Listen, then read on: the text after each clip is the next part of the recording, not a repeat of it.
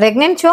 ગ્રહણ પણ આવી રહ્યું છે. ગ્રહણનું નામ સાંભળતા જ ઘણી પ્રેગ્નેન્ટ બહેનો ગભરાઈ જાય છે. આપણી માન્યતા પ્રમાણે ખાવું નહીં, પીવું નહીં, સૂવું નહીં અને કંઈ કાપવું પણ નહીં. ખરેખર આવું કરવાથી કંઈ નુકસાન થશે કે બાળકમાં ખામી આવશે? ચાલો જાણીએ. હકીકત એ છે કે સૂર્ય અને ચંદ્રના બળની અસર આપણા શરીર પર થતી જ હશે.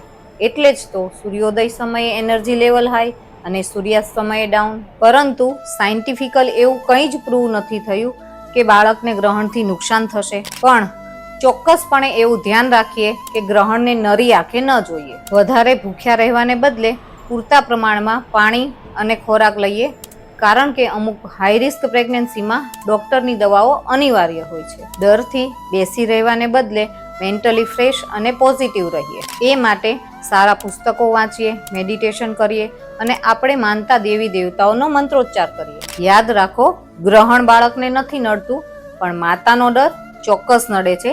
એટલે જાણો, સમજો અને ડરશો નહીં.